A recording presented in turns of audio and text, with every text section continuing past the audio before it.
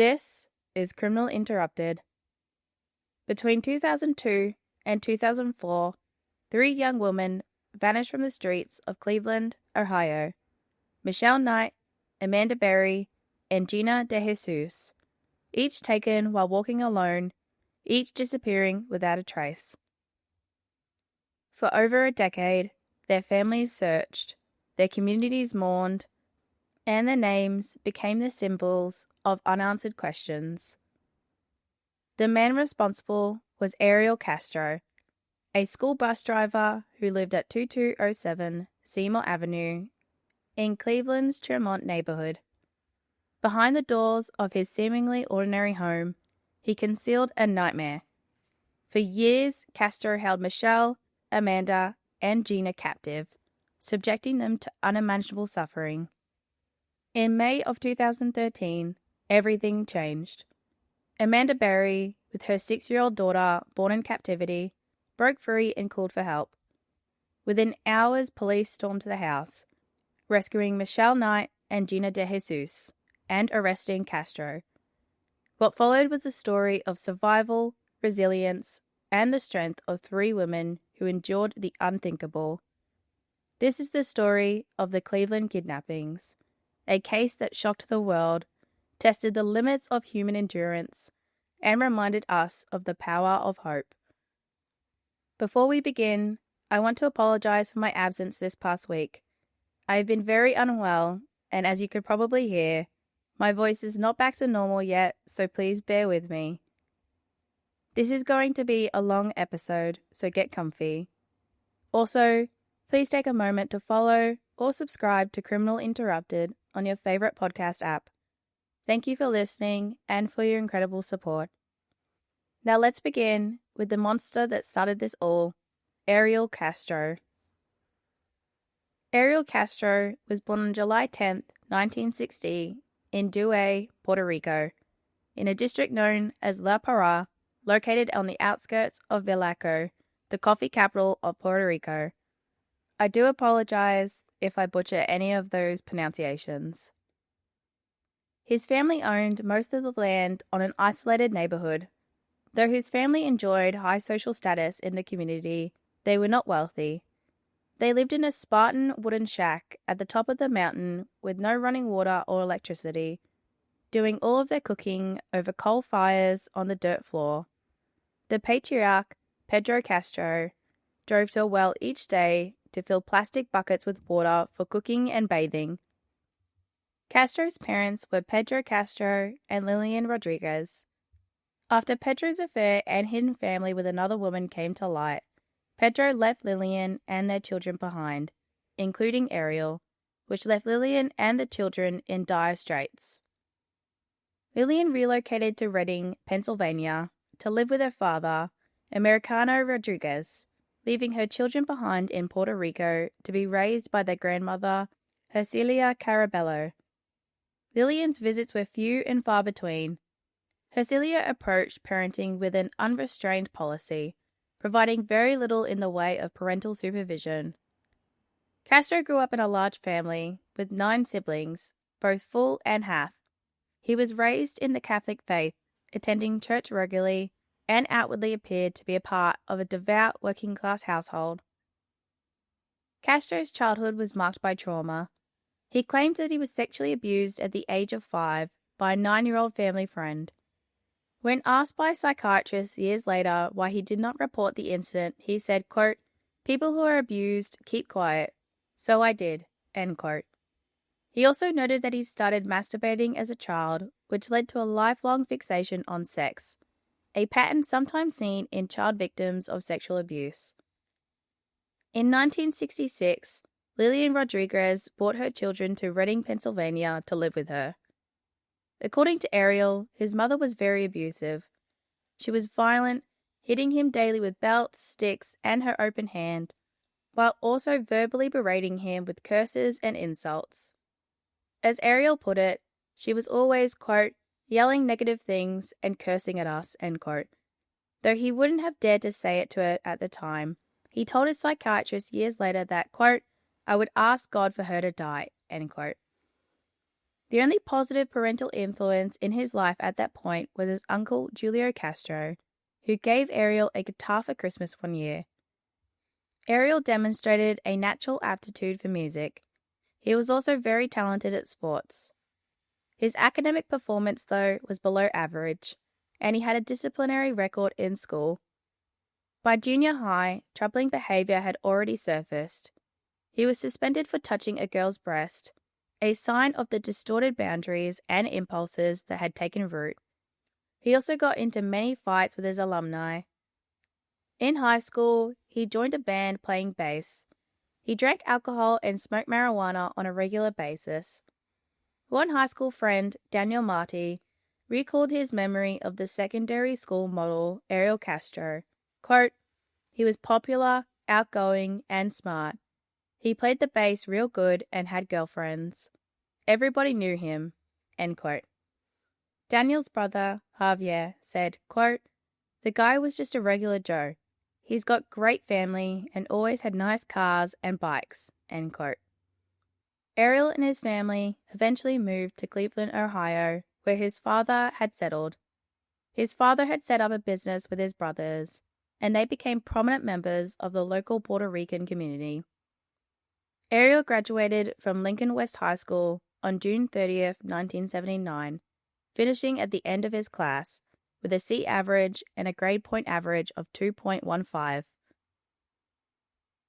Ariel worked in a supermarket and supplemented his income playing gigs with his band. He was still living at home, so he had the disposable income to spend on his passions, like expensive clothing, sports cars, motorcycles, and musical instruments. He soon began to date a girl named Nelda Figueroa. They would remain together for 14 years. Nelda's sister, Alida Carabello, recalled their dynamic, quote, "He was a nice guy. He was a real good to my sister at the beginning." End quote. Their son, Ariel Anthony Castro Jr., was born on September 27, 1981. Ariel was over the moon, even having Nelda bring the baby to his gigs so he could show him off. Alida said that Ariel began to treat Nelda differently after Junior was born. Quote, "He just started being too controlling, too possessive, and he would abuse her. I think having the child made him feel she was his property." End quote. Nelda later testified at Ariel's trial about the abuse. In one excerpt, she recounted, quote, "It was over a small argument. He just punched me in the face and grabbed me by the head and threw me back against the concrete floor. The second time, he punched me so hard that he broke my nose." End quote. Nelda was too frightened to tell anyone about the abuse at the time, wearing heavy makeup and headscarves to conceal the bruises. Ariel also laid out a list of rules he forced her to obey under penalty of harsh physical violence, such as permission was required if she were to leave the apartment. He instituted a dress code for public outings, forcing her to wear long granny dresses so that other men would not be able to ogle at her. She could only shop at a grocery store that received his approval. He would sometimes set up a ruse, leaving the apartment but remaining downstairs to catch her leaving the apartment without his consent. Any violation of his rules elicited a merciless beating. To quote Alida, "He isolated her. She never had any friends anymore and saw us less and less." End quote. Ariel even dictated which television programs Nelda was allowed to watch. The Cosby Show, despite its family-friendly fare at the time, was forbidden because of its cast of African Americans. Ariel hated black people. Nelda was not to watch television when he was not home. When he came through the door, he would place his hand on the back of the TV to feel the warmth to detect if it had been recently used. If so, he would beat her. Nelda became pregnant for the second time in March of 1982. The beatings got worse. Her status as a domestic servant was combined. To quote Nelda, "I was pregnant and he wanted me to get up and do the dishes." End quote. If Nelda experienced morning sickness and put off cleaning chores, Ariel would beat her. The severity of the injuries was increasing with the escalating violence. As Nelda put it, quote, He just punched me in the mouth and knocked 2 of my teeth out. I had told him I was too tired to get up." End quote. Ariel and Nelda's second child, a daughter named Angie, was born on January 13, 1983. Ariel's abuse of Nelda became more vicious than ever. During one particularly heated argument, he pushed Nelda into a large cardboard box and closed the flaps. Alida recalled what followed. Quote, "He told her, 'You stay there until I tell you to get out.' That's when I got scared and ran downstairs to get my parents." End quote. In 1985, Ariel was hired as a driver for Kumba Motors. He and his family moved to a new apartment where the domestic violence escalated to new heights of brutality. He punched Nelda in the nose and broke it for the second time. He forbade her from reporting the incident at the hospital. A few weeks later, Ariel kicked her in the ribs numerous times, shattering one of her ribs. He dislocated her shoulders when he twisted her arm behind her back and threw her around the bedroom. He hit her over the head with a metallic bar, which landed her in the hospital for 3 days with a serious concussion. The wound required over 40 stitches. And in 1987, Ariel punched her in the eye so hard he left her partially blind due to nerve damage. Even being pregnant didn't instill any mercy from Ariel. In January 1988, while 9 months pregnant with his third child, Emily Lisette, he hit her over the head with a barbell. On April 29, 1992, Ariel bought a house for his family on Seymour Avenue. The family looked forward to the space, but Ariel quickly converted the house into a structure of control. He instilled padlocks all over the place. Most ominously, he converted the basement into a dungeon, complete with a heavy trapdoor and laid curtains and bricks for soundproofing. Ariel Jr. recalled, quote, "Growing up in Seymour Avenue, my father was always very secretive. He kept a lock on the attic and on the basement door. He nailed the windows shut. There were places we could never go." End quote. The violence just got worse. After Nelda informed Ariel that she was pregnant once again, he flew into a senseless rage, punching and kicking Nelda in the stomach as a means to abort the fetus. Alida recalled that Ariel's control tightened. Quote, "I would go over to the house and be knocking at the door, and she was there and he wasn't. I'd say, 'Open the door,' and she'd say, 'I can't, Ariel has the key. He locked her in.'" End quote. She also was no longer allowed to use the telephone to sever her ties to her friends and family. Nelda was injured again when Ariel pushed her down a flight of stone steps, resulting in a fracture to her skull and permanent brain damage. Alida recalled, quote, "He broke her skull from the front of the head to the back of the head. Even after her injuries to her head, he would still be mean to her." End quote.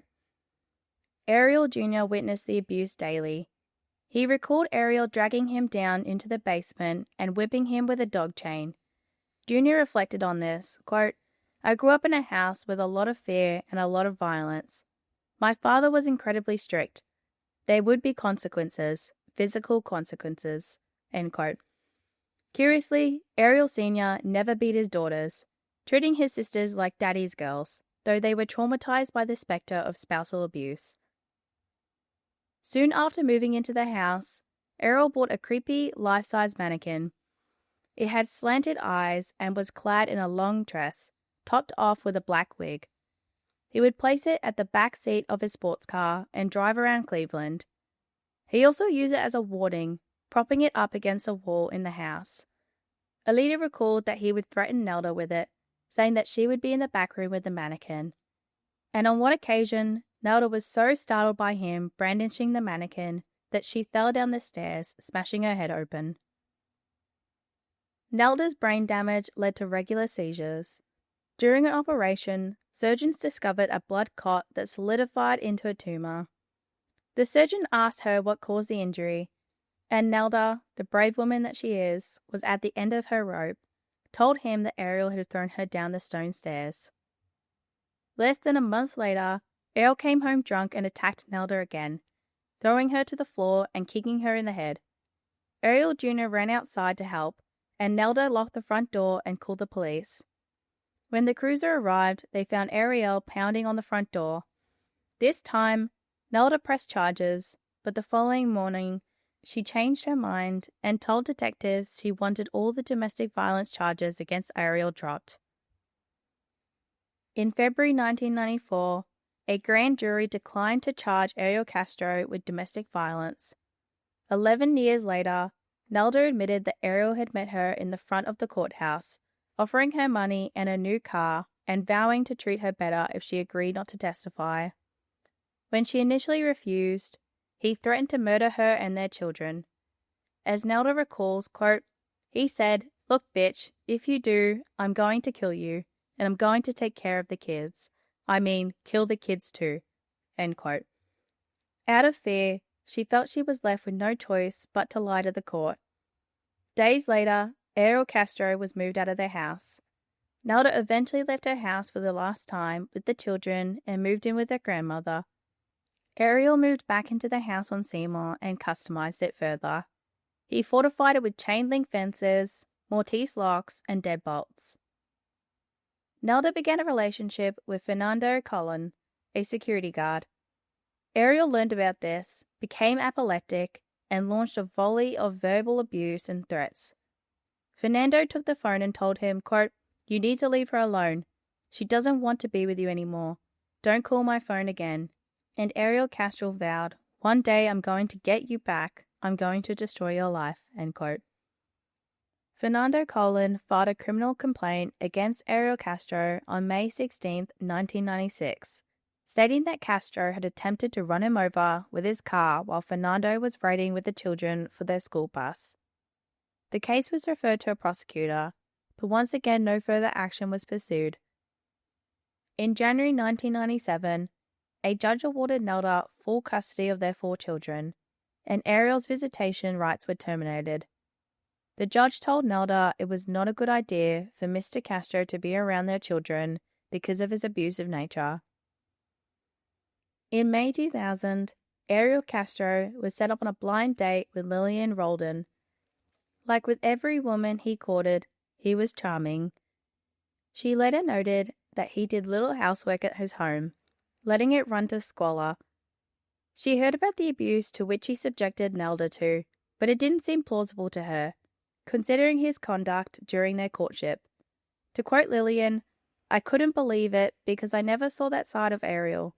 I mean, he was such a mellow person, so I thought she's probably making it up." End quote. She asked him why there was a padlock on the door to the basement. He told her he kept all of his money in the basement, and he was concerned his children would steal it. During his time alone in the house, Ariel's sexual proclivities underwent a transformation. His carnal pathology took a turn toward the sadistic and the abusive. He developed a strong appetite for BDSM and humiliation. He amassed a large collection of BDSM-themed pornographic videos, which he kept in the basement. What made Ariel Castro's story so chilling was the duality of his life. To his neighbors, he was a musician, a father, and a friendly face who would share beers and small talk. He was generally trusted by parents in the neighborhood. Juan Perez, who grew up in the area, commented that he believed Castro was a fun guy. Julio Castro, his uncle, told reporters after the arrest that his nephew was someone, quote, "everybody thought was such a nice person," end quote. The police had visited his house twice before his arrest, once in 2000 when Castro reported a street fight, and again in 2004 after the bus incident. Neither visit uncovered the horrors inside. His ability to maintain his dual identity, concealing a house of horrors behind the face of a normal neighbor, speaks to the depth of his deception. Ariel Castro's history of abuse, his profound psychological damage, his violent relationships, and his reckless behavior all converge into the man who would commit one of the most shocking crimes in Cleveland's history. Ariel Castro's method was chilling in its simplicity. He preyed on trust. Each of his victims were offered a ride, a gesture that seemed harmless, even kind. But once inside his vehicle, They were driven to 2207 Seymour Avenue. There, Castro lured them into his home, led them to the basement, and restrained them. It was a trap that would hold them for years. Michelle Knight was born on April 23, 1981. Her father's identity is unknown. She and her family lived in poverty and dwelled in a high-crime area in Cleveland. Her mother, Barbara, scraped by on social assistance. As Michelle put it, quote, "My mum made sure I was dumber than a doormat just to get the SSI money," end quote. At the age of 5, Michelle was molested by a friend of the family. They threatened to harm her if she reported the incident. The abuse resumed soon after and continued throughout her childhood. It remained unreported. Michelle didn't fare well at school either. Her attendance history was checkered, and she was designated as slow. Indeed, she struggled to make the same progress as her classmates. They would bully her by calling her ugly and dopey. Commenting on her scholastic experience, Michelle said, quote, "By the time I was 12 and going on 13, I had barely made it through the 5th grade. I was always the oldest kid in the class, and it stunk," end quote. In November 1994, at 13 years old, Michelle ran away from home to escape the sexual abuse. She slept on park benches and under a highway underpass, where she slept in a garbage can to stay warm. Over the next few months, she received money or food from churches to survive. Eventually, she was recruited by a drug gang. They put her up in an apartment and paid her $300 a week to transport narcotics. This situation only lasted 2 weeks. Their gang leader was arrested, and Michelle fell to the streets once again. At one point, a family friend spotted her on the street. He alerted her father, who drove her to her mother's home. At the age of 17, Michelle was impregnated while she was gang raped by 3 boys in a storage room at her school. Her mother wanted her to abort it, but Michelle decided to have the child. He was born in 1999, and she supported him and herself with Social Security checks. She dreamed of finding a job and moved out on her own, but her options were limited. Barbara, her mother, invited her latest boyfriend to move in with them. He had a history of violence and alcoholism.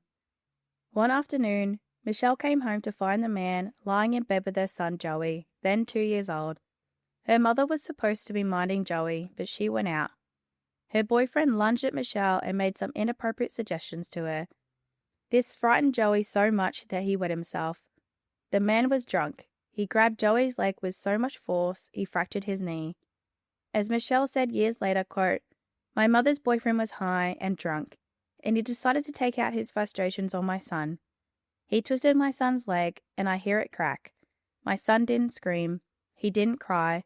He just looked at me and said, 'Mommy, help me,'" end quote. Michelle took Joey to a trauma center. When staff asked her how Joey's knee was broken, she told them he fell while playing in a park. While Joey was undergoing treatment, Barbara's boyfriend's sister called the hospital and told them what really happened to Joey. The police were notified, and the boyfriend confessed. He pleaded guilty to charges of child endangerment and felonious assault. Joey was then placed in foster care. Social workers investigated the Knight's home to ensure that it had become a safer environment in which to raise a child. This was a trying time, as Michelle put it. Quote, "Then they tried to say that I never protected him. I did all I could," end quote. Michelle moved out of her mother's house and rented a room at her cousin Lisa's house. She was determined to find a job and regain custody of Joey. She was deeply depressed with Joey gone. Lisa introduced her to some of her friends that lived in the neighbourhood, feeling that establishing a social life might lift her spirits. Before long, she met 14-year-old Emily Castro, daughter of Ariel Castro. Throughout July, Michelle and Emily became more closely acquainted and developed a friendship. One day, Emily showed Michelle a photo of Ariel on her cell phone. She referred to him as AC. He would adopt a silly hillbilly accent for Emily's amusement when they spoke on the phone. Emily once put him on speaker as he did this so Michelle could hear it for herself. Michelle commented on her initial feelings regarding Ariel Castro. Quote, Emily never actually introduced me, yet I felt like I kind of knew him. He seemed like a pretty nice guy, end quote. On August 22nd, Michelle Knight had an appointment with Cleveland Social Services to discuss Joey. She had never been to this office before and got lost along the way. Ariel Castro was driving along when he spotted Michelle Knight. He pulled over and followed her into a store. He overheard her asking a member of staff where she could find the social service office. Ariel walked up with a smile on his face. Michelle recalls that he was right beside her, remarking that he knew where the place was. She recognized him as AC and told him she thought she knew him, mentioning his daughter's name was Emily. Ariel responded that it was a small world. He offered to drive her to the social services office, explaining that his car was right outside the store. Michelle accepted without hesitation. As they left the store, she shared the story of how she was fighting to reclaim custody of Joey. When Michelle got in his car, she noticed something curious. There were no handles inside on the doors. After departing, Ariel told her he had to swing by his house to check on some puppies he was selling. He told her his house was located on the route that led to the social services office. At the house, Michelle told Ariel she would wait in the car as he walked through the front gate and to the back door of the house. When he returned, he invited her to enter the house and choose a puppy for Joey from among the litter he was selling. Michelle took him up on this offer, and he led her to the back door. As they walked upstairs, she noticed an eerie silence. She wasn't expecting the house to be so still, not with puppies on the premises. She spotted a photograph of Emily on the wall. Ariel told her she was downstairs in another room, and that she could visit her soon. Once upstairs, Ariel brought her to a pink bedroom. Once she entered, he slammed the door and locked it from the outside. Michelle panicked and began to scream. She begged him to let her out, so she wouldn't miss her appointment with the social workers. Ariel entered the room. He put his hand over her nose and mouth. He placed the other on the back of her skull. He removed her glasses. They fell to the floor, and he said to her, quote, I'll kill you if you scream again, end quote. He then threw her to the floor, and she passed out. A few minutes later, Michelle regained consciousness, and Ariel was looking down at her. There was a menacing look in his eyes. He told her not to move. He grabbed her purse and threw it against the wall. Then he went to the next bedroom to search for something. Michelle took a look around the room. A large metallic pole was set up on both sides of the room. A cable was attached to both poles and was tightly stretched between them several feet from the floor. When Castro returned, he was carrying a stool and 2 orange electrical extension cords. Michelle tried to stand, and Ariel shouted, Lie still. He then reassured her that she would be okay and that he would not hurt her as long as she obeyed him. He told her he would free her soon. Ariel then took a seat on the stool and grabbed Michelle's legs. She tried to kick him off. He bound one of the cords around her ankles so tightly he cut off the circulation and they became numb.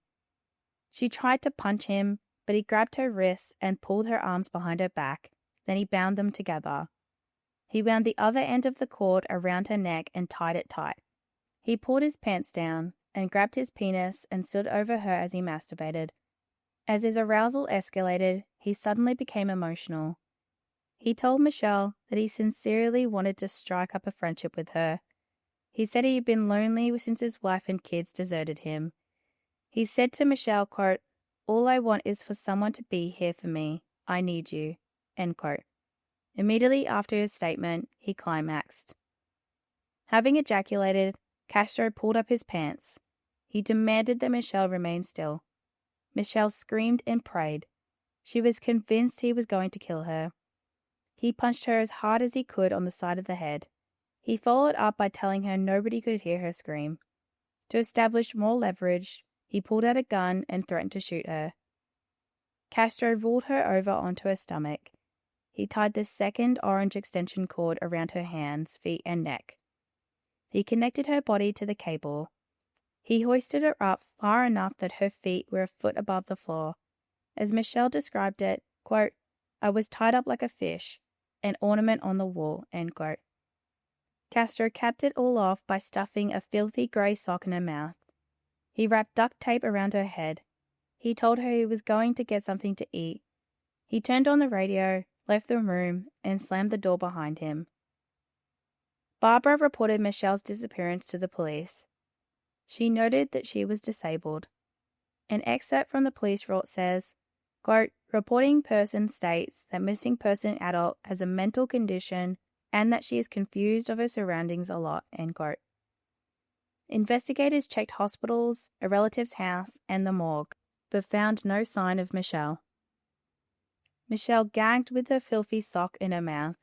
She sawed herself numerous times, and she was starving and parched. When Castro returned to her room, he gave her an egg McMuffin. He ripped the duct tape from her face and removed the sock. He pushed the sandwich into her mouth. She screamed and fought back. He grabbed her jaw and held her mouth open with force and commanded her to eat. She refused, and he threw the sandwich onto the floor. Castro untied the extension cord that attached her to the poles, and she fell to the floor.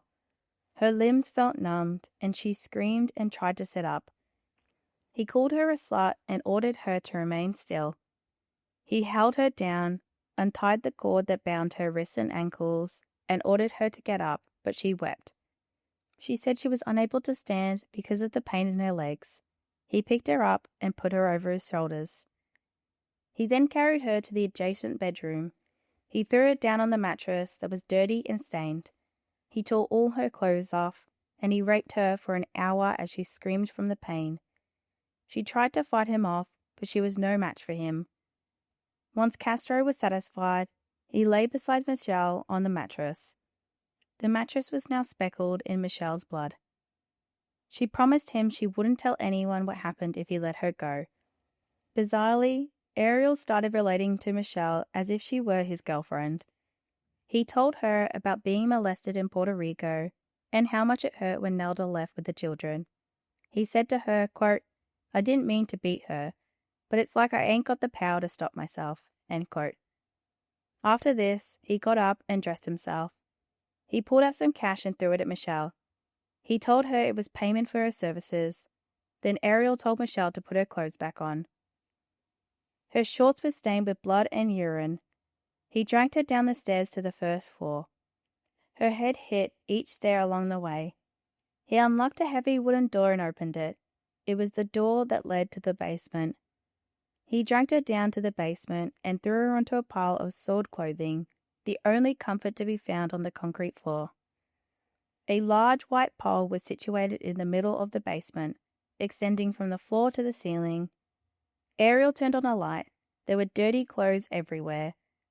The washing machine in the basement had not seen much usage in a very long time. Michelle took in sight of hundreds of pornographic videos, which were stacked up against her wall. The one window was tinted with dirt and grime, and there were varying lengths of heavy rusted chains laying on the floor. Ariel said to Michelle, quote, this is where you are going to stay until I can trust you, end quote. He then picked up 2 chains and she began to cry. He told her to stop. He then picked up a dirty sock from the floor and stuffed it into her mouth.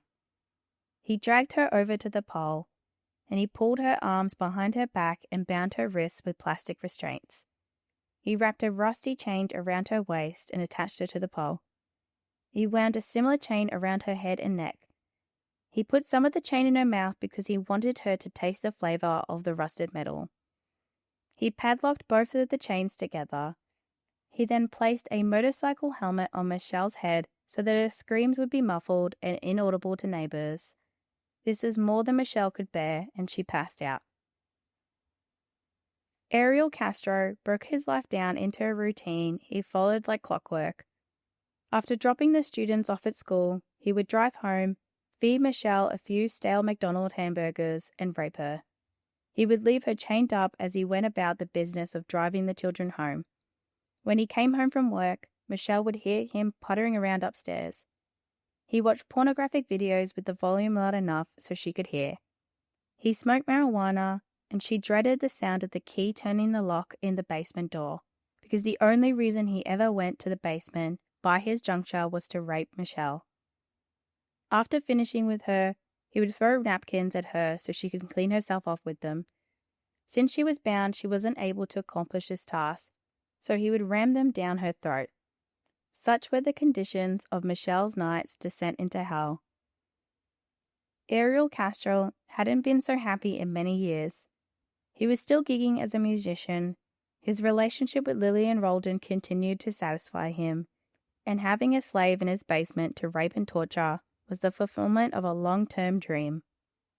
Meanwhile, Michelle Knight worked each day to a nightmare.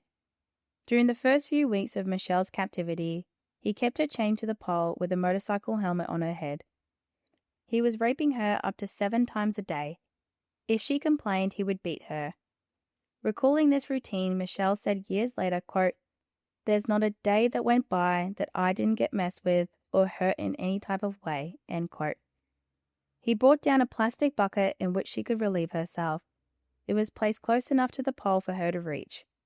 Most days she was allowed 1 meal, which was typically a McDonald's hamburger and a glass of orange juice. Due to the restricted airflow of the helmet, Michelle passed in and out of consciousness frequently throughout the day. She would cope by thinking about Joey. Sometimes she wanted to die, but she would think of Joey and the possibility of a reunion, and that would endow her with the strength to hold on. A month after he abducted her, Ariel brought Michelle out of the basement and back upstairs to one of the bedrooms. He chained her up naked to a bed. Any view of the outside world previously seen out of the windows was blocked by sheets of grey wool with barbed wires strung across them. She knew it was morning when she smelled Castro's frying bacon for his breakfast, but other than that, she had no sense of time. In September, Michelle became pregnant with Ariel's baby. Having recognized the symptoms from her previous pregnancy, she knew there was no other explanation. She was too frightened to tell Castro. She had no idea how he might react. The jig was up when he noticed her nipples were leaking. He asked her if she was pregnant. Michelle said she thought she was, and Ariel pounded her into the stomach with a barbell so hard that she fell to the floor. Over the next several weeks, the tortures to which Ariel subjected Michelle escalated in ferocity. He starved her, he beat her, she was always chained to the bed, and she often fainted. She had regular nosebleeds and often vomited. She had a miscarriage after 6 weeks. Ironically, after trying to induce an abortion by his own hand, Ariel found this unacceptable. To quote Michelle, "And then when I did miscarry, he blamed me. He said I hated him, and I killed his kid. He punched me in the face, saying it was all my fault," end quote. After Michelle expelled the fetus, he picked it up and placed it in her hands. He asked her if she wished it were alive. He told her she was to blame for its death. Winters in Ohio can be harsh, and due to the lack of heating in the house, Michelle nearly froze to death. Ariel refused to give her blankets or clothes to keep her warm. As Michelle recalls, "It was always very cold. He didn't have heat, and I only had 1 sheet. It was so cold that my lips would turn blue, and you could see my breath," end quote. Castro explained to her that he would not give her blankets and clothes until she proved to him that he could trust her. Michelle rarely bathed during her time of captivity, and she was filthy. It was also rare when he emptied the bucket, leaving her in an atmosphere polluted with foul stench of bodily waste. If she disobeyed any of his orders or rules, he would withhold food. He would also brandish his gun, telling her he would kill her if she tried to escape. At Christmas, he gave her a puppy to keep her company. She named it Lobo and bonded with the dog, the only exchange of love she experienced during this time. Unfortunately, their relationship was short-lived. One day, while Castro was beating Michelle, Lobo intervened and bit Castro. Ariel picked Lobo up and broke his neck in full view of Michelle. He took the dog out to the backyard and disposed of the body. And on Christmas Day, Ariel raped Michelle. He salted her wounds by reminding her that Joey was not with her to celebrate the occasion. Michelle recounted what Ariel said to her, quote, "He rubbed it in my face that I wasn't with my son, that I'm spending my holidays with somebody else, and he'd say, he's better off without you, end quote. With the advent of the new year, Michelle decided to escape. Ariel brought her downstairs to the bathroom so she could take a shower. While his back was turned, she spotted a needle. She grabbed it and concealed it from him. Having finished her shower, he brought her back to the bedroom and chained her up before departing for work. After she heard him leave, she picked the locks with the needle. Unfortunately, her timing was off. Castro hadn't left. He was still in the backyard. Michelle was halfway out the window before she heard Castro running up the stairs. She panicked and ran back to the bedroom. She put the chains back on and acted as if nothing was unusual. But Ariel suspected something was different. He searched the room carefully until he found the needle under a pillow. He said, quote, "What are you doing with this?" end quote. Michelle told him she had taken to self-mutilation and used the needle to cut her arms. Castro confiscated the needle, telling her that he disapproved of such behavior. He also figured out that she attempted to leave when he noticed one of the chains were not reconnected in his usual fashion of attachment. He decided to punish her. He dragged her back down to the basement dungeon. He chained her to the pole. He told her that she was not the only captive who had been kept there. He directed her attention to a shrine in the corner. There was a small sign that read, "Rest in peace." Next to these words was the girl's name, which had been scribbled out. Michelle wasn't wearing her glasses at the time, so she couldn't discern whose name was crossed out. Ariel brought Michelle back upstairs a few weeks later. This time he outfitted her with a television to watch. She was tethered to the wall by a 3-foot chain, but watching her favorite programs at least soothed her nerves in between the daily sessions of rape and torture. In April 2003, Michelle became pregnant with another of Ariel Castro's children. She was terrified of how he would react. It wasn't something that could pass undetected by his raider forever. When it came to his attention, he kicked her in the stomach. He kicked her with so much force that she fell backwards against a door. She miscarried 10 days later. In between periods of abandonment and abuse, Castro would confide in Michelle. He would go on about his victimhood status, imitating that he was a childhood victim of abuse. He told her he was obsessed with pornography. He also revealed that he hated African Americans. At one point, he confessed that he regretted not having gotten to JonBenet Ramsey first. He also felt cheated out of the fate of being the one to abduct Elizabeth Smart. This was a fixation that consumed him for years, and he wasn't satisfied, not by a long shot. In fact, he was now on the lookout for another girl to abduct and imprison. As Michelle put it, quote, "He had an obsession with blondes. He would always say, 'I've seen this girl, and I'm just sad I didn't get her in my car.' He would let me know what girl he was trying to abduct and where she worked." End quote. Amanda Marie Berry was born on April 22, 1986, in Cleveland, growing up less than 3 miles north of the house on Seymour Avenue, where she would eventually be held captive. She was the younger sister of Beth Serrano and the daughter of Luvana Miller and Johnny Berry. Her parents separated when Amanda was 4 years old, and her father had a history of violence, having served time for sexual battery and aggravated assault. Amanda was known for a bright personality, close family bond, and reputation as a girly girl. She was highly intelligent, academically conscientious, and dreamed of becoming a fashion designer. Balancing high school with a part-time job at Burger King on Lorraine Avenue, she was a typical teenager, though she admitted to spending some of her money on alcohol and marijuana as she loved to party.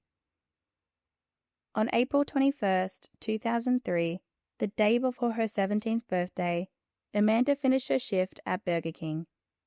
Around 7:36 p.m., she clocked out. Her intention at the time was to have her nails done before heading home.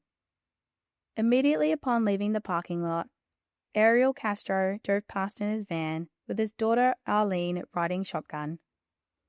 Castro had seen Amanda at the Burger King, and she was, quote, "exactly the kind of girl to whet his appetite, young, beautiful, and blonde," end quote. After dropping Arlene off at her destination, Ariel made a U-turn and drove back towards the Burger King. As Amanda talked to her sister Beth on her cell phone, Ariel pulled up his van alongside her. He asked her if she wanted a ride home.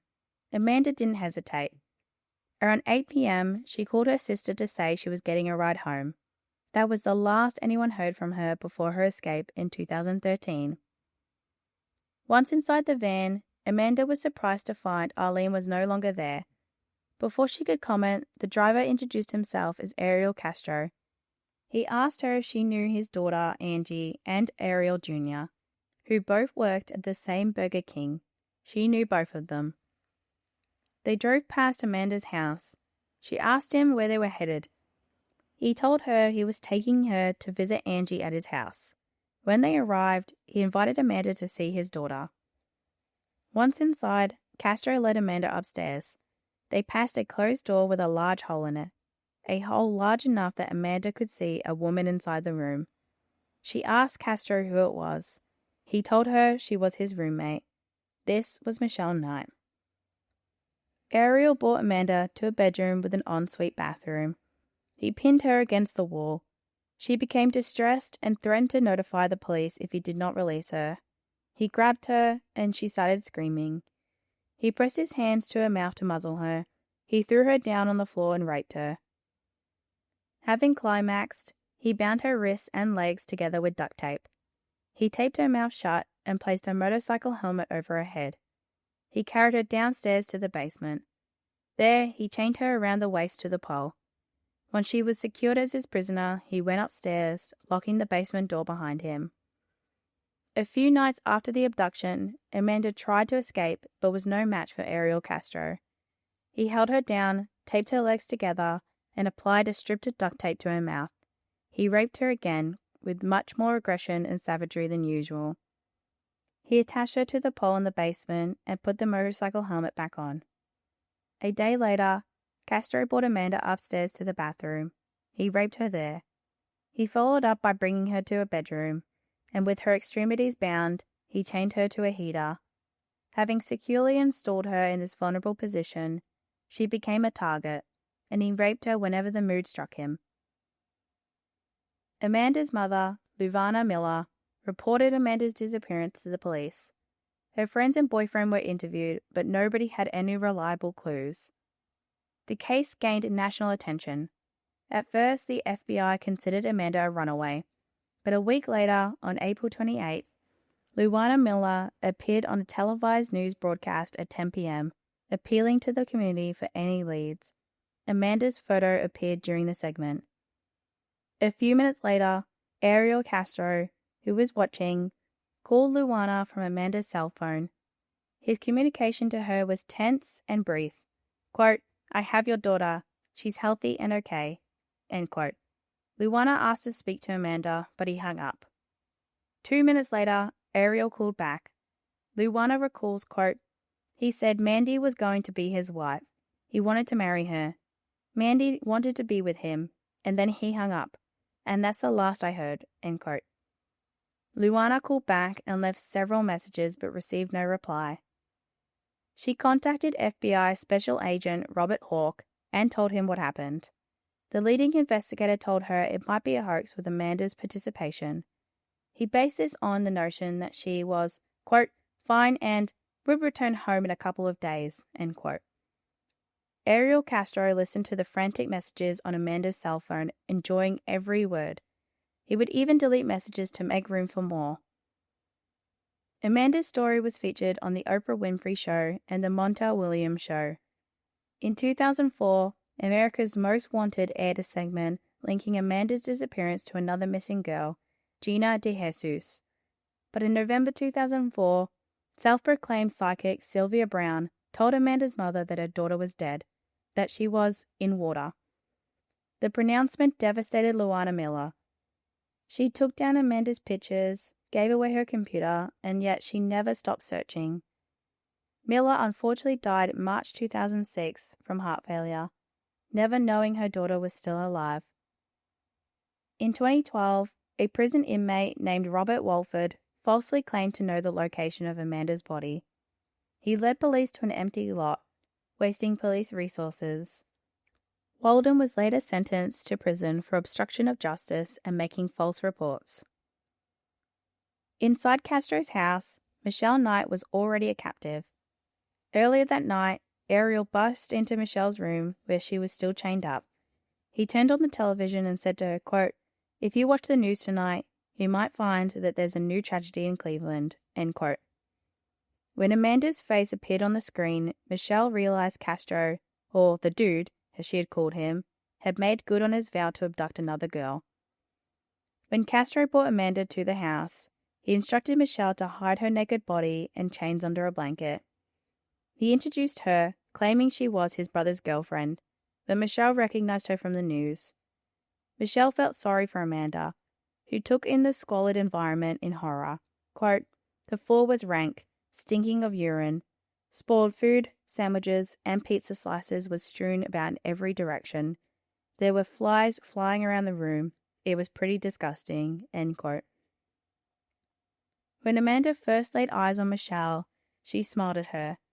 Michelle speculated, quote, "I think she was happy to see there was another person there and she wasn't alone," end quote. Michelle also couldn't help but notice how clean Amanda's attire and overall appearance were, a fleeting state of affairs under Ariel Castro's roof, to be sure, as Michelle herself was naked and hadn't showered in months. Castro soon brought Amanda to her own room, and the two girls wouldn't see each other again for several months. Their bedrooms were adjacent to each other.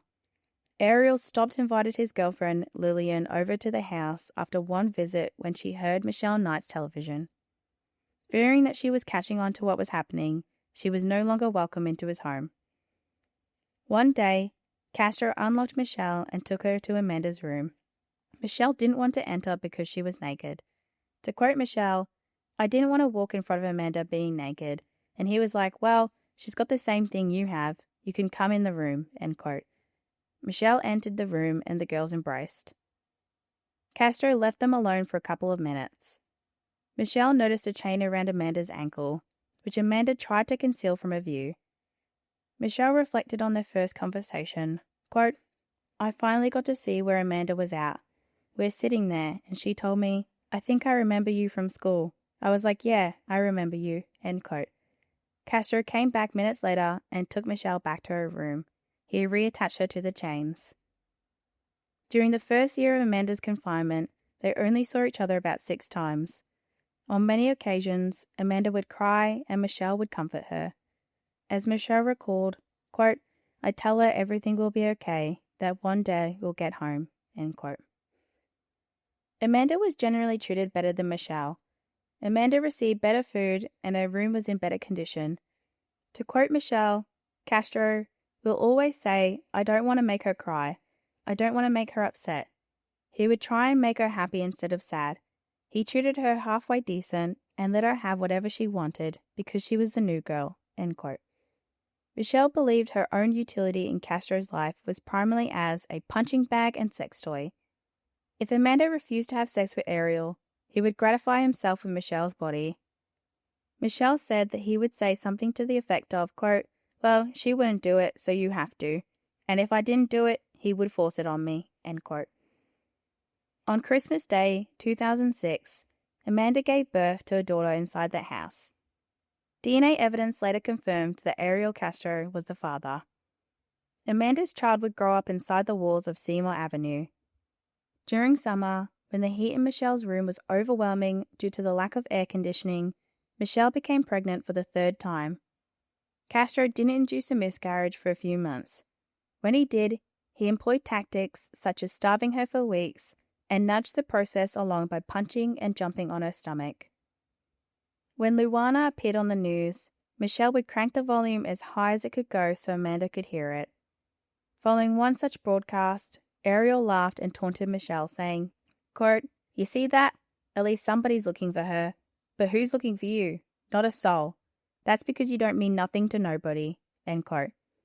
15 months after Michelle's disappearance was reported, the FBI's National Crime Information Center removed her name from its database of missing persons. They were unable to get in touch with Barbara to ask if Michelle had been located. Ariel broke up with Lillian Roldan in October. He was hatching plans to abduct a third girl, juggling his bus driving job with music gigs. He found little time to devote to a relationship based in mutual respect and consent. This just wasn't his forte. One day in late March, Ariel bust into Michelle Knight's room and freed her from the chains. He informed her that a new girl would soon enter their inner sanctum. Michelle was ordered to assist him as he prepared another bedroom for the new girl's incarceration. As Michelle put it, quote, "I had to help drill holes in the wall to put the chains through to hook us together. He had told me he was bringing somebody in the house and to be very quiet," end quote. Georgina Lynn DeJesus, known as Gina, was born on February 13, 1990.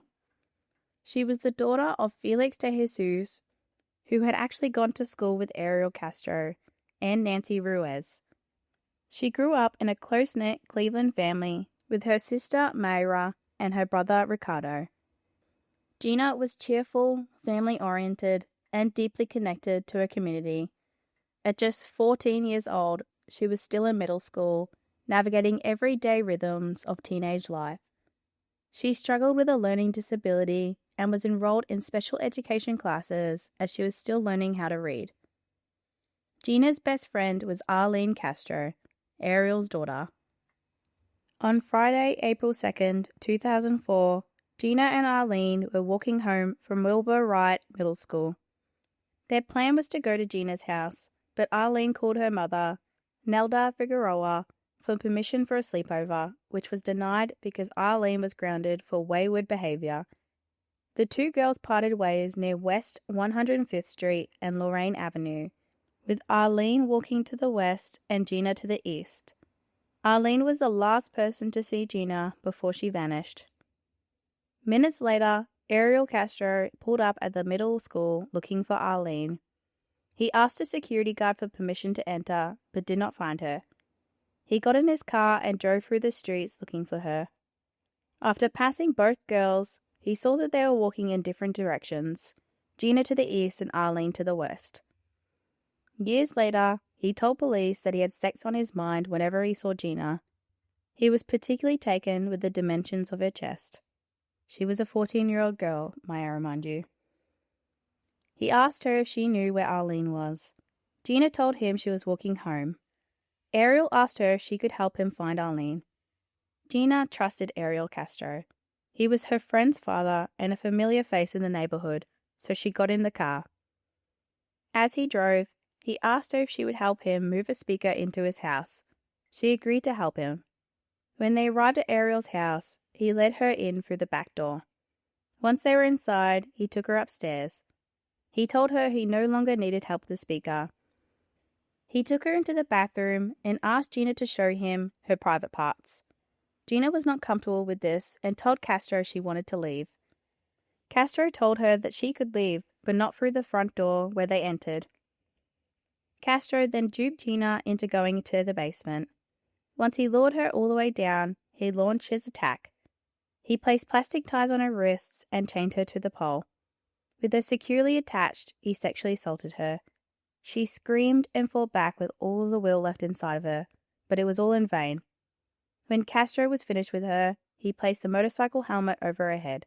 He left her at the pole, and she wept as he left. Ariel told Michelle Knight, who was chained upstairs, to be quiet because there was a new girl in the house, and he didn't want to scare her away. Michelle heard the new girl's cries for help and prayed for her. Michelle recalled details of Gina's captivity. Quote, "All I hear is fighting in the basement and a girl screaming for help. I could hear things crash, and I could hear someone screaming, 'Get off of me, get off of me,' and nobody helps her." End quote. Gina's mother reported her missing to the police. After checking with hospitals and the morgue, the police had no leads. The last person to see her alive was Ariel Castro, who was interviewed about her disappearance. No Amber Alert was issued, a decision that angered her father, Felix DeJesus, who later said, quote, "The Amber Alert should work for any missing child. Whether it's an abduction or a runaway, a child needs to be found. We need to change this law." End quote. Gina's family and friends posted missing posters all over Cleveland's west side. The DeJesus house became the headquarters of the family and citizen-run search. Community activist Khalid Samad noted that Ariel Castro assisted with the search as the volunteers canvassed the community, even passing out flyers. Castro attended at least 2 of the vigils held for Gina. He even joined a search party, inserting himself into the very efforts to find the girl he had hidden in his home. His son, Anthony Castro, a journalism student at the time, interviewed Gina's mother for a newspaper article, unaware that his father was the abductor. One afternoon, Ariel Castro paid a visit to the DeJesus house. He hugged Nancy and offered her his sympathy. He took a bunch of flyers with him when he had departed. Police kept Gina's case open, offering a $25,000 reward for information. Castro's uncle admitted that the family knew the DeJesus family, living in the same neighbourhood, yet Castro later claimed he didn't realize Gina was part of that family when he abducted her, a lie that only deepened the betrayal. A year after the abduction, the FBI released a composite sketch of the suspect, a Latino man, 25 to 35 years old, with green eyes, a goatee, and possibly a pencil-thin beard. Castro himself was 5'7", 179 pounds, with brown eyes and a goatee. The resemblance was striking, but the connection was never made. All the attention from media and law enforcement made Ariel Castro uneasy. He became highly paranoid. He remembered that there were cameras stationed at Wilbur Wright School and that they may have footage of him creeping about soon before he kidnapped Gina. He dreaded the day when the police would put 2 and 2 together and arrive at 2207 Seymour Avenue, his house of horrors. Late that Sunday, he wrote a 4-page confession. I'm not going to read the whole letter, but will point out notable parts.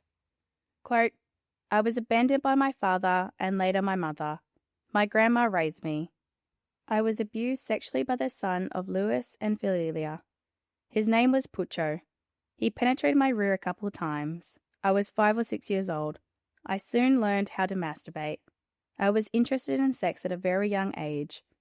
Sex has always been too big of a part in my life.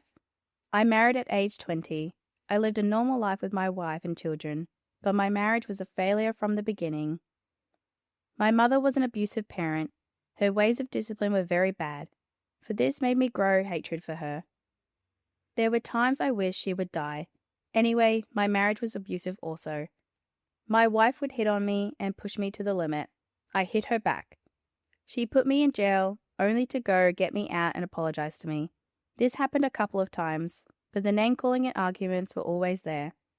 I tried to reason with her that the kids did not need to see or hear the arguments or fights. I felt bad to see my children frightened or scared. My wife always said she didn't give a shit if they were. The marriage lasted about 12 years. I always loved and still love my children. About 6 years ago, my wife left for another man. This man did nothing for the children. I kept taking this in, but they were better off with their mother. I can't understand why this man took the trouble to finish raising my kids when he knew I was in a relationship as a father. My ex-wife has many problems with this man and just can't get out of the relationship. I lived alone for the most part after my marriage. I had a good sex drive. I was in a relationship with unknown women. I met a woman at Family Dollar on Clerk. The woman needed a ride somewhere. I, unknown, brought her to my home. Michelle has been there ever since, about 2 years. I got another opportunity to get another woman in my van. This girl is Amanda. On West 110, walking home a short distance, I asked her if she needed a ride home, and she said yes. I, unknown, brought her to my house. She has been there for about a year, smoking her pot cigarettes that I provide. These 2 women accepted money for sex. I treat them well and make sure they eat good. I don't understand why I keep looking for women out in the street, as I already had 2 in my possession. One day I was driving down Lorraine Avenue, and near 105, a woman was walking. I asked her if she needed a ride. She agreed. I calmly drove her to my house. This girl is Georgina. I asked her to come inside. She said yes. These women are here against their will because they made a mistake by getting in a car with a total stranger. I had no idea Gina was so young. She looks a lot older. Also, not knowing she is the daughter of Felix, a school classmate of mine. The bottom line is I am a sexual predator who needs help, but I don't bother to get it. I live a private life. I function around others like a normal person. I've been having problems with my head for a long time. I feel depressed, dizzy, and short-term memory loss. I really, unknown, know what's wrong with me. To the parents of these 3 women, I would like to say I'm very sorry. I am sick. 5 years ago, I was diagnosed with a cyst in my brain. I don't know if this is what made me behave the way I do, not have any feelings for the bad things I've done. These 3 women are the only ones I have done harm to, holding them against their will. I want to put an end to my life and let the devil deal with me. I feel so bad about the age of Gina. I will admit I did molest her, but did not rape her. I actually feel the closeness to her and her parents. I do not have the urge to touch her. I feel it's wrong. Anyway, my intention are to let these women go when I feel I have arranged everything, so my family knows what to do after I take my life. Again, I apologize. Sorry to everyone this whole ordeal has affected. To my children, please be strong and make the right decisions. Just because you may think you know someone, do not get into their vehicle. This was the case of Amanda and Gina. Nelda, please do your best to ensure my babies are safe. If possible, move away. Far away. My symptoms are clearly bothering me. Dizziness and not feeling like I'm here. Also, depression. I know I am sick, mentally. End quote.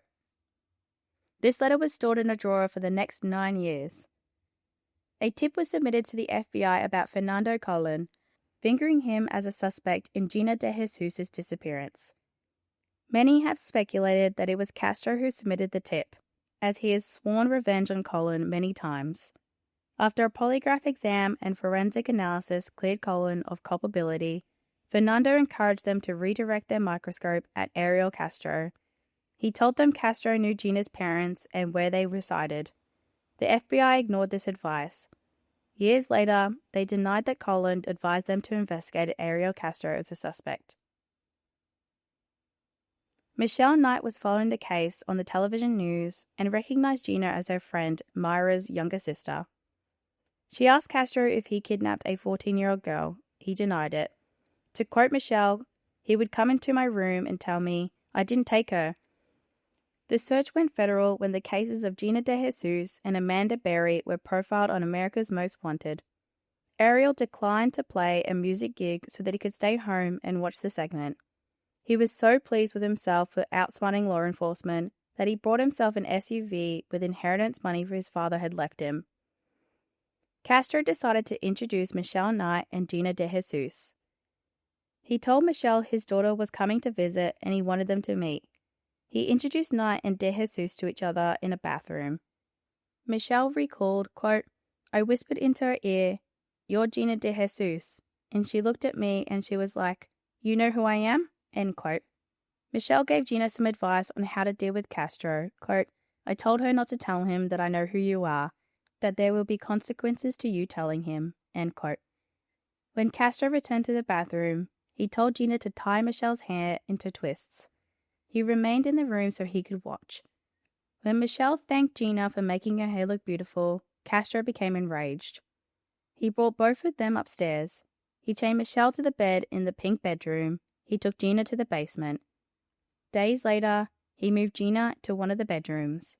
He pinned one of her missing persons posters on the wall.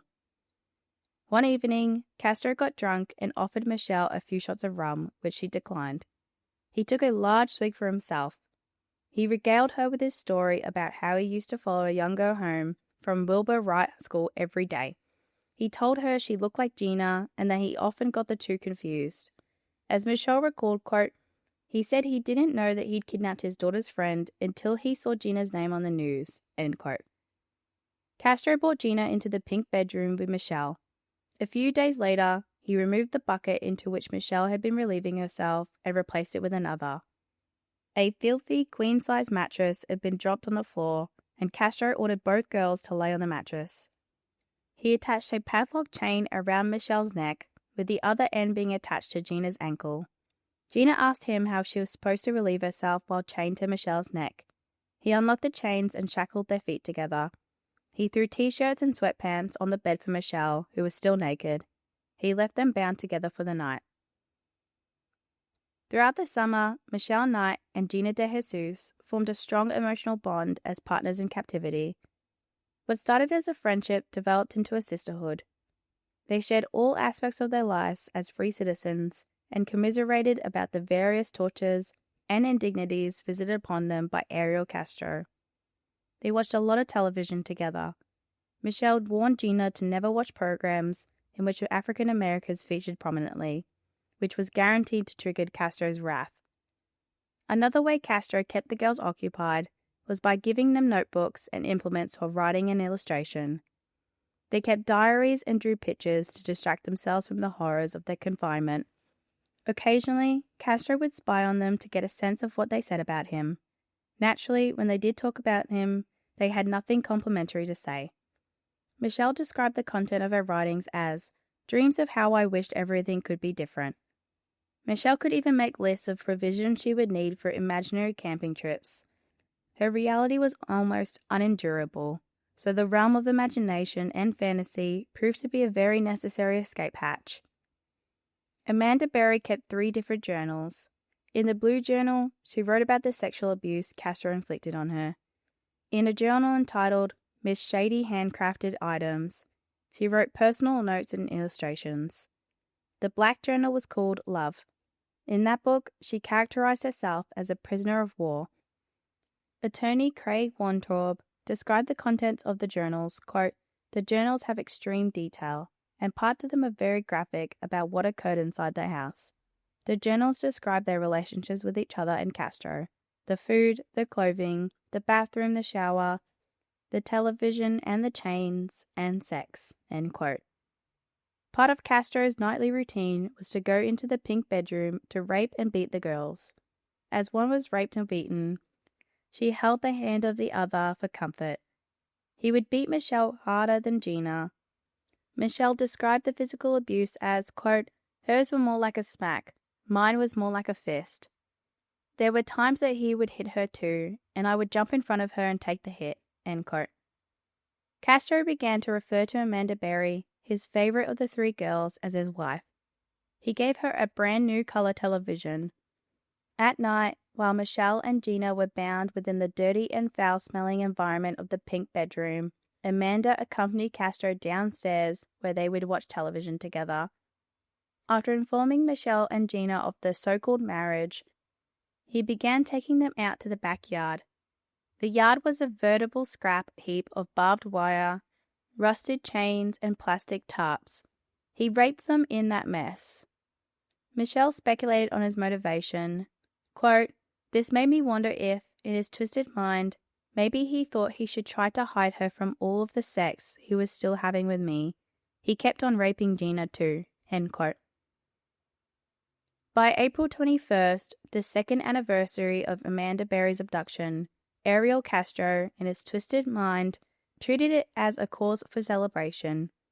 He served birthday cake to all 3 girls, a dubious gesture to say the least, but much better than the cold, stale hamburgers and pizza slices to which they were accustomed to. 2 years of beatings, rapes, and the health risks posed by the disgusting surroundings were nothing to be celebrated. However, Castro did make some minor improvements in the conditions of the girls' existence. They were no longer chained up at all hours of the day. They were free enough to be able to walk around their rooms, but they were never permitted to see daylight. He boarded up the windows with reinforced plexiglass and strips of wood. He still disallowed them from using the bathroom downstairs. They were still forced to relieve themselves in buckets, which were seldom emptied. Showers were rare, and the environment was so filthy, by that point it was unsafe for human habitation. Castro also employed tactics of psychological terrorism. He delighted in raping and beating the girls inside of the other. He would also play cruel mind games. For example, he might tell them he was going out, only to stand outside the door and wait. If one of the girls tried to open the door, he would beat her and chain her to the basement pole. Michelle commented on his games, quote, "He used to play tremendous dumb games. He'll leave the door unlocked and he'll sit there and say, 'Well, if you try anything, I'll hang you upside down.' or he'll threaten to hurt somebody else in the house, end quote. Other punishments included neglect, such as withholding food and beverages. He would also remove the buckets. He would place the girls in the basement during the coldest points of winter, or situate them in the attic during a heat wave in summer.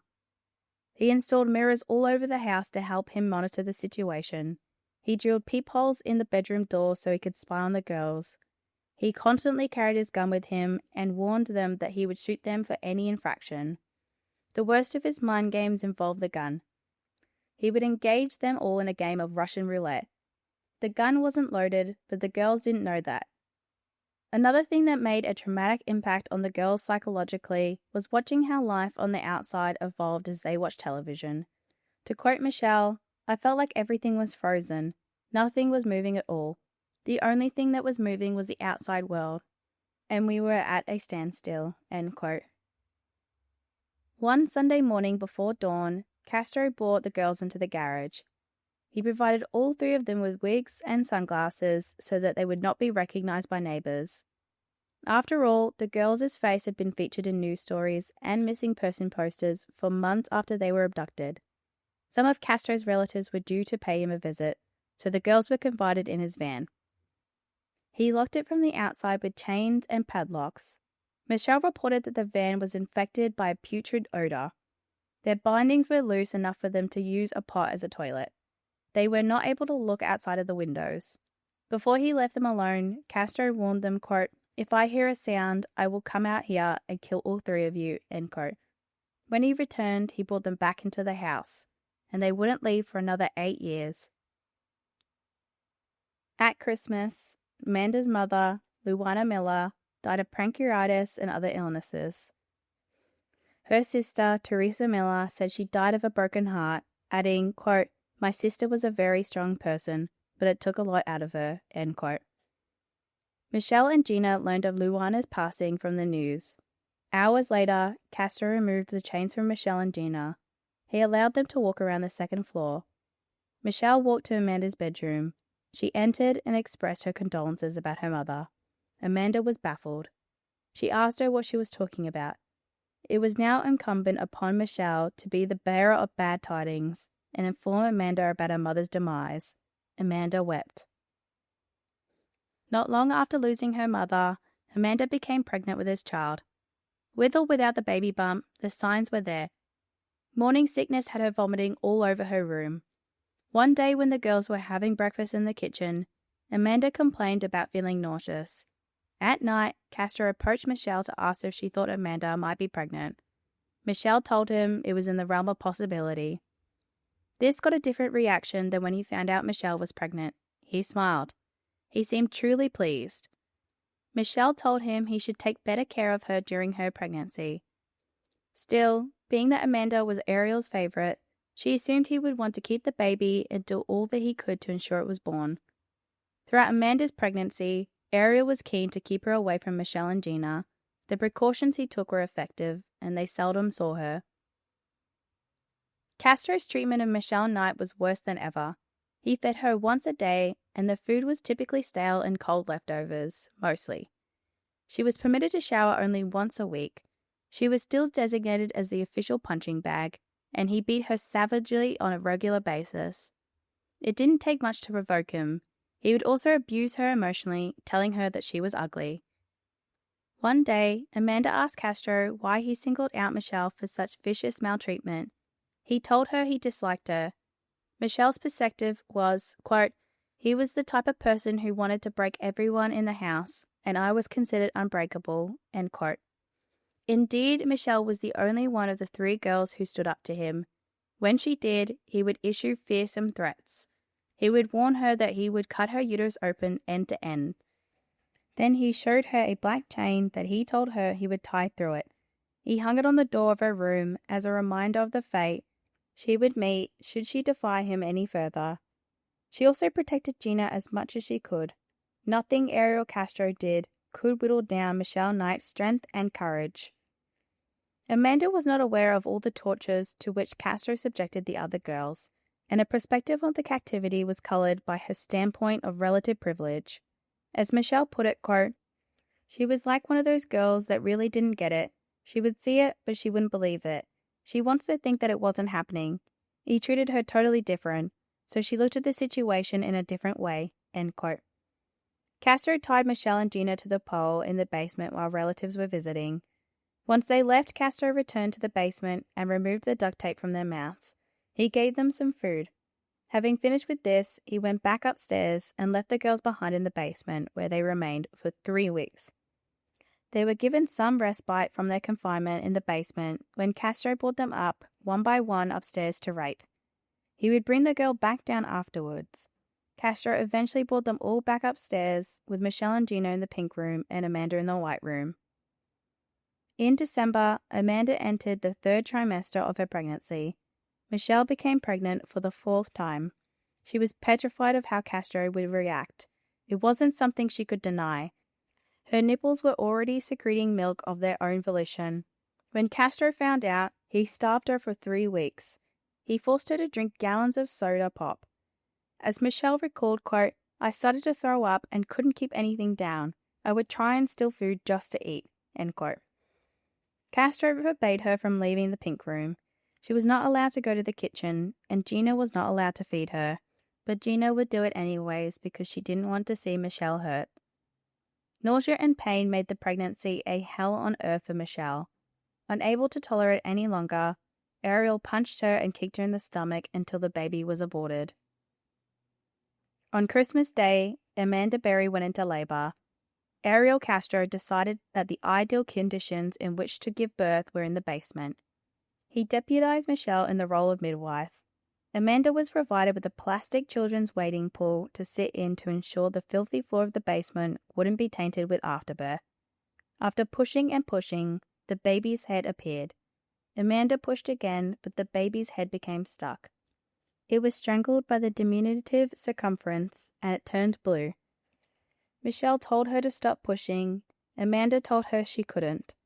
Michelle then told her the baby was blue, but she supported her as Amanda pushed the infant out. The baby was stillborn. Ariel Castro was enraged. He screamed at Michelle, blaming her and threatening to kill her if the child did not survive. While performing CPR on Amanda and Ariel's baby daughter, Castro continued to utter death threats to Michelle, and the baby finally began to scream. Ariel named her Jocelyn. He kept the placenta in his refrigerator as a memento. Amanda was emancipated from her chains. Castro felt it would be inappropriate for the child to see her mother in chains. Michelle and Gina remained bound for the next 2 years. The child was moved to Amanda's bedroom, where she cared for her. The presence of the baby lifted the overall mood in the house, though Castro wasn't elated enough to put a stop to the rape and beatings to which he subjected Michelle and Gina. In his warped perspective, they were all a family. Despite having 4 of her own children beaten to death in utero, Michelle was still able to appreciate the situation. Quote, "It was just so amazing to bring a new life into the world, but it was also traumatic at the same time. I knew that if it didn't get her to breathe, that he would have killed me right then and there." End quote. With the baby in the house lifting everyone's spirits, the girls hoped that it would inspire Castro to improve their own living conditions. The one change that occurred was that he treated Michelle and Gina better when the baby was around. When Jocelyn grew into a toddler, Ariel instructed Michelle and Gina to use aliases whenever she came around. He felt that if she knew their names, she might recognize them from television. Amanda was allowed to use her real name. He removed their chains, and from time to time, he would let them walk around the house. This was only done under his strict supervision. He made sure to keep his gun within sight as well.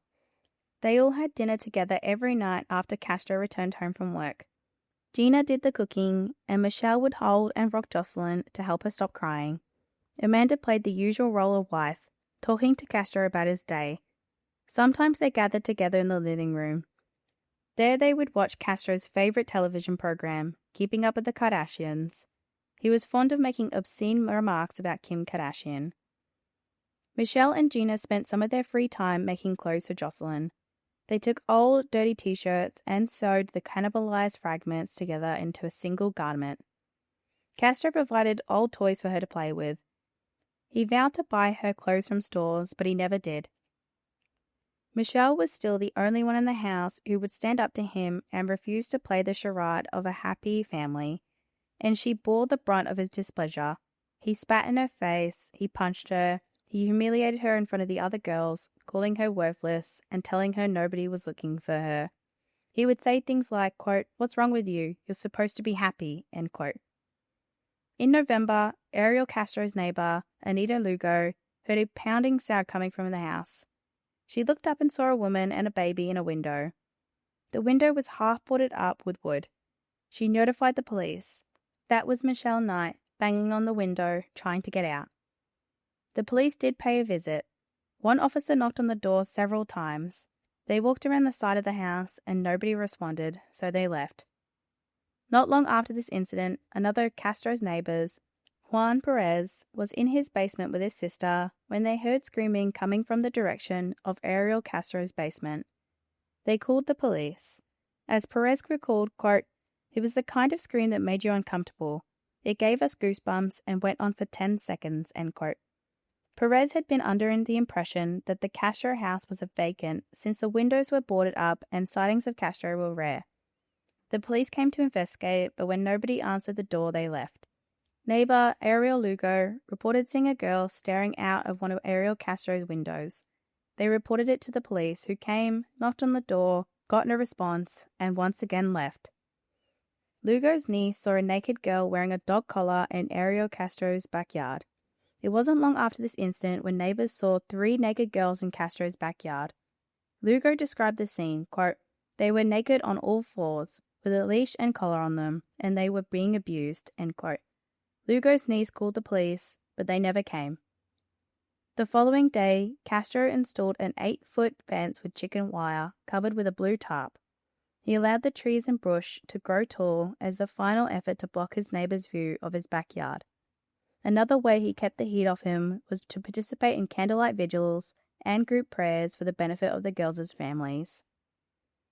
Nelda Figueroa died on April 25, 2012, of the brain cancer that Ariel Castro inflicted on her. As Alida Carabello put it, quote, "All my family blames him for my sister's death. He put her 6 feet under," end quote. Adding insult to injury, Ariel and one of his brothers went to the funeral. Nelda's family were horrified to see her executioner at the ceremony.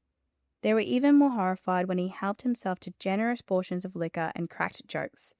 To quote Alida, "I saw him at my sister's funeral. He's disgusting to me, the way he treated my sister," end quote. A quote from Ariel Jr.'s epitaph for his mother says, "Dear Mum, you were gone too soon, but your suffering is over," end quote. The summer of 2012 was sweltering in Cleveland, and to make the situation even worse for Michelle and Gina, they were bitten by bedbugs every day. Though Castro got them a new mattress, it was only new in the sense that they hadn't used it before. He found it in an alley. It was filthy and stained with blood and semen. When Michelle brought the bedbug infestation to Castro's attention, he reacted by closing the door of Amanda and Jocelyn's bedroom to prevent them from suffering the bites. He did cover the mattress with a sheet of plastic, but this did nothing, for it did not seal the mattress inside effectively. In September, Michelle became pregnant for the 5th time. One day, Castro took Jocelyn to a carnival. When he returned, he brought hot dogs slathered in mustard. Michelle had a severe allergy to mustard that was life-threatening. Castro knew this. She refused to eat the McDonald's hamburgers unless he told the staff to hold the mustard. Nevertheless, he gave her the hot dog with the mustard. When she refused to eat it, he threw it on her mattress. He took out his gun, and he threatened her to shoot her if she didn't eat it. She wiped off the mustard with her t-shirt as best she could, but the meat still absorbed some of it. Immediately, her face swelled up and she began to asphyxiate. Castro told her to get over it, and he left the room, locking it as he left. The suffering didn't end there. Michelle's guts were retching from the effects of digesting mustard.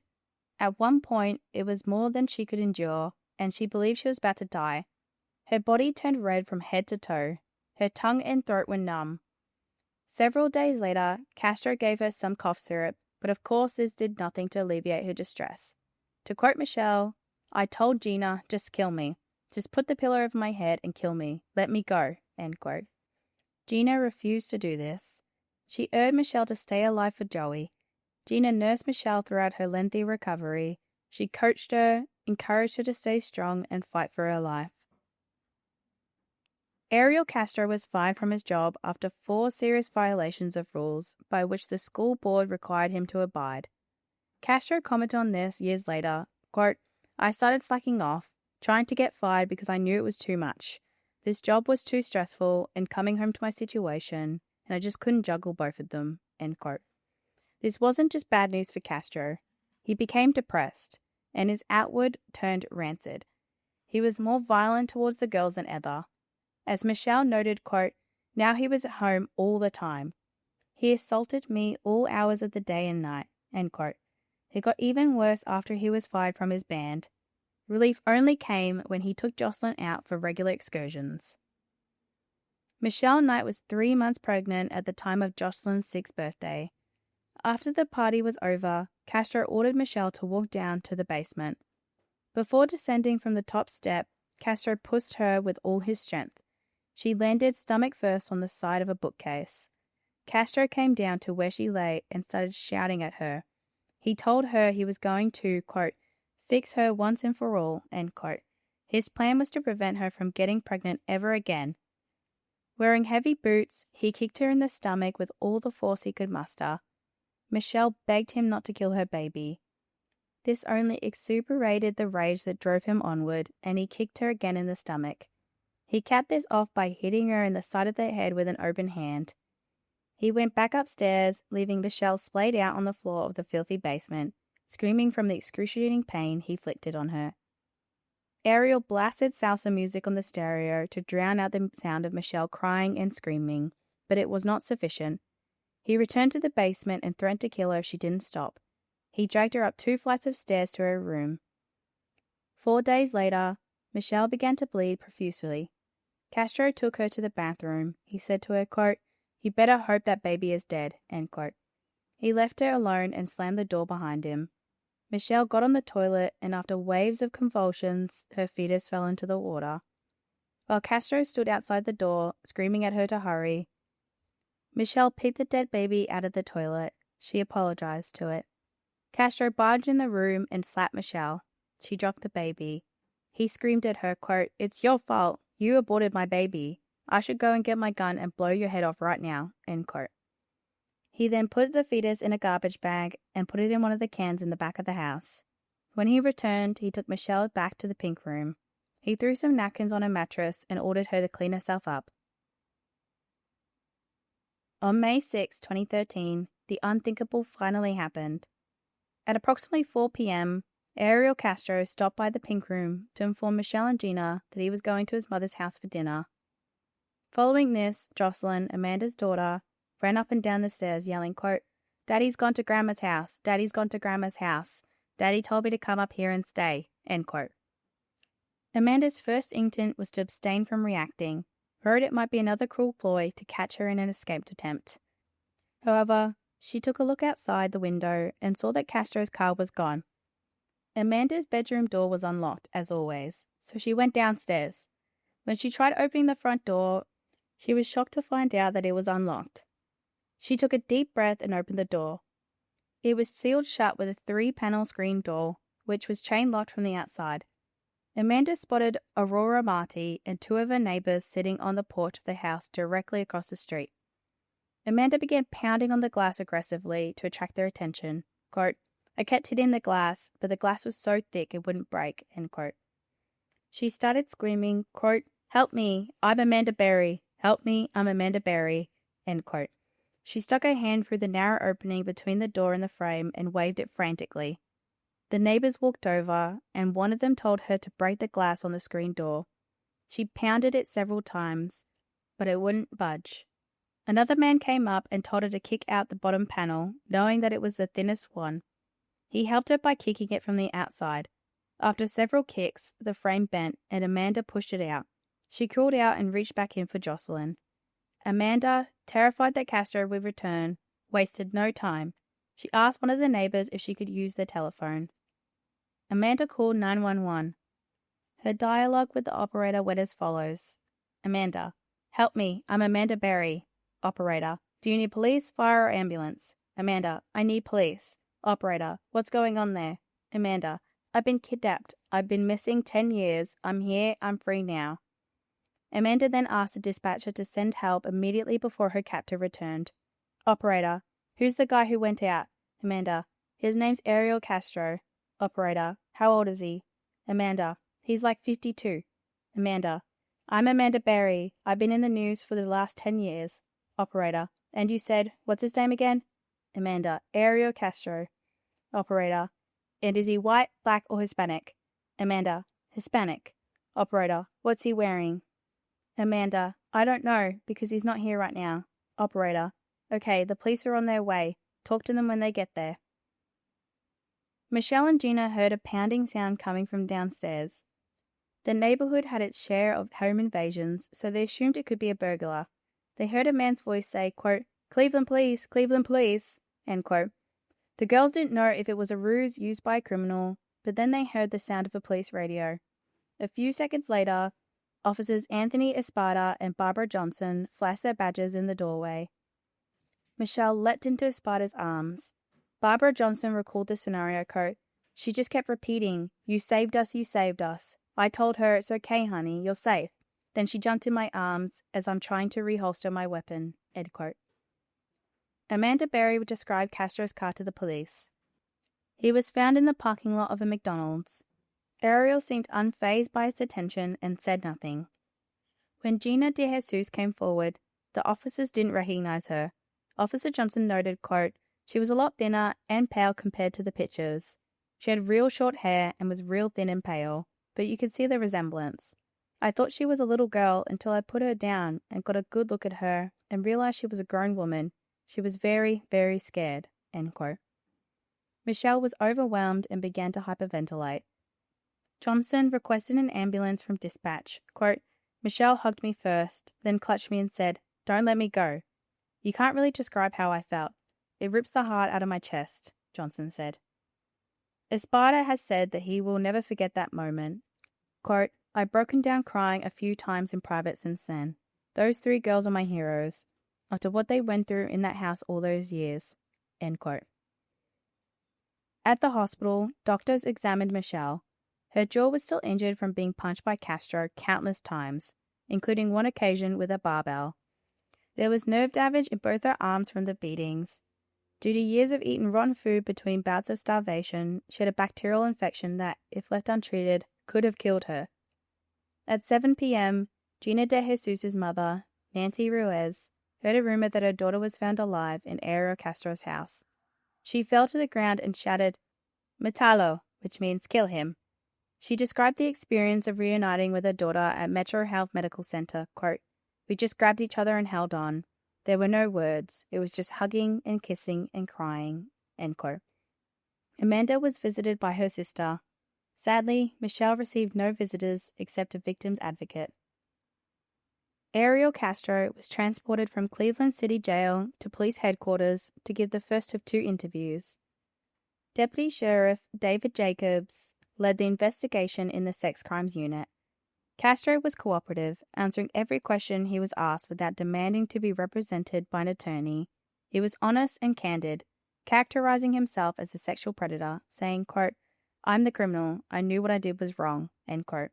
He acknowledged that the details given by the girls about their abductions and captivity were true. A notable thing that he said is that he portrayed the sex he had with Michelle Knight and Gina DeJesus as consensual. He also told them that he was only aware of one pregnancy, which was Amanda's, and that they created an abortion plan with mutual input, which consisted of a tea diet as well as heavy exercises like knee bends and jumping jacks.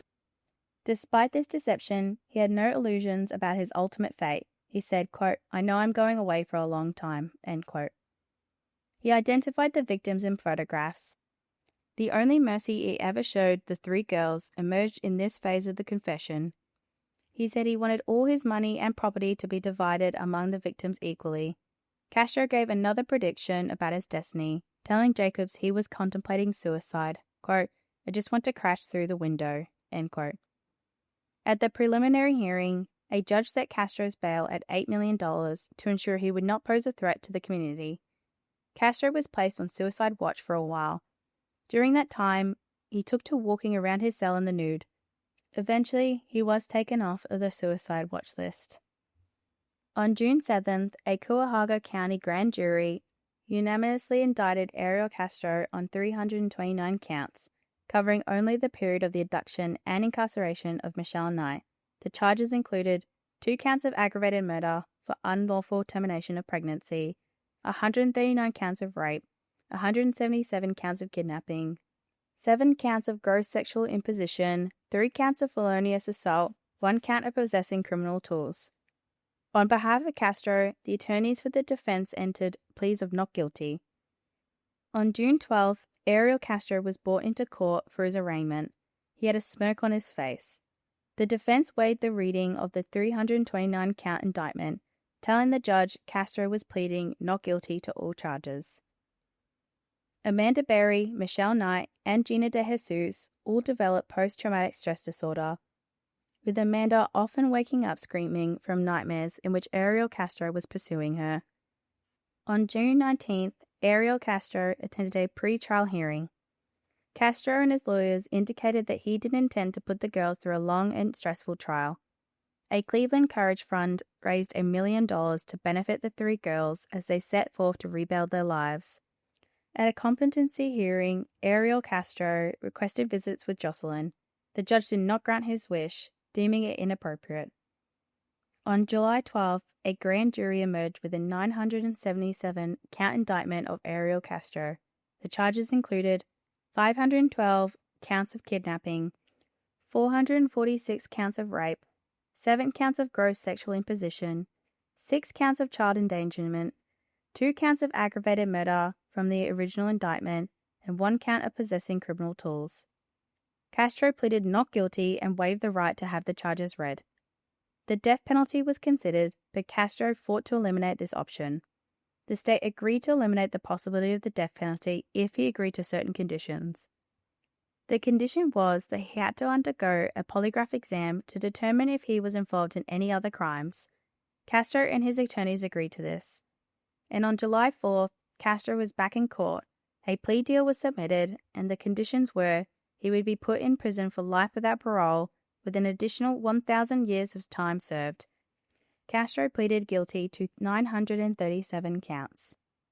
On September 3rd, Ariel Castro hung himself with bed sheets in his prison cell, effectively ending his life. Michelle Knight, after her release, legally changed her name to Lily Rose Lee, a symbolic act of rebirth and resilience. She became a published author, releasing Finding Me, A Decade of Darkness, A Life Reclaimed in 2014, which is an amazing book, by the way, and I highly suggest reading it. It details her captivity and her recovery. She later wrote Life After Darkness in 2018, which focused on healing and advocacy. Knight also emerged as a public speaker, sharing her story to inspire survivors of abuse and trauma. She has spoken openly about estrangement from her family, choosing instead to build a new connection and supportive community. In her public statements, Knight has emphasized forgiveness and resilience, once saying, quote, "I don't want to be consumed with hatred. I want to live free," end quote. Her advocacy underscores the importance of survival beyond victimhood and the power of reclaiming one's identity. Lily Rose Lee unfortunately has not reunited with her son Joey since her release. Despite attempts, she was not able to meet him, as he was adopted during her captivity and remains estranged from her life. Amanda Berry reunited with her family and focused on raising Jocelyn. She co-authored Hope, A Memoir of Survival in Cleveland in 2015 with Gina DeJesus, chronicling their ordeal in recovery. Once again, I also strongly encourage you to read these books from these amazing women. Berry also became a media figure, working with Cleveland's Fox 8 News as a co-host of Missing, a segment highlighting cases of missing persons. Her advocacy centers on giving visibility to missing children and adults, ensuring others receive the attention she once lacked. Berry has expressed gratitude for her daughter's role in keeping her strong during captivity, telling ABC's 2020, quote, "She was my reason for living. She kept me going," end quote. Her public work reflects a commitment to transforming her trauma into action for others. ensuring that families of missing persons do not feel forgotten. Gina DeJesus co-authored Hope, a Memoir of Survival in Cleveland, with Barry. She became heavily involved in community advocacy, particularly through the Cleveland Family Center for Missing Children and Adults, where she works to support families of missing persons. Unlike Barry, DeJesus has kept a lower public profile, focusing on grassroots work and personal healing. She has spoken about the importance of family and community support in her recovery, emphasizing her mission to help others avoid feeling forgotten as she once did. Her quieter approach reflects a deep commitment to service and to building systems of support for those who continue to endure the pain of missing loved ones. Together, the three women have appeared in interviews and documentaries, including ABC's 2020 and various anniversary specials. Their joint memoir, Hope, offered a unified voice of survival and resilience. Collectively, they have used their experiences to highlight issues of missing persons, abuse, and systematic failures. Their advocacy has contributed to greater awareness and resources for victims, ensuring that their suffering was not in vain. Each woman's path has diverged, but all share a commitment to turning tragedy into purpose. Ultimately, the aftermath of Ariel Castro's crimes is not defined solely by survival. It is defined by transformation. Michelle Knight, Amanda Berry, and Gina DeJesus each forged distinct paths, united by resilience and advocacy. Their stories remind us that freedom is not the end of the journey. It is the beginning of rebuilding, reclaiming, and redefining life after unimaginable darkness. By sharing their experiences, they have given voice to survivors everywhere, proving that even in the wake of profound trauma, it is possible to find hope, purpose, and strength. They are truly heroes in my book. Thank you for listening.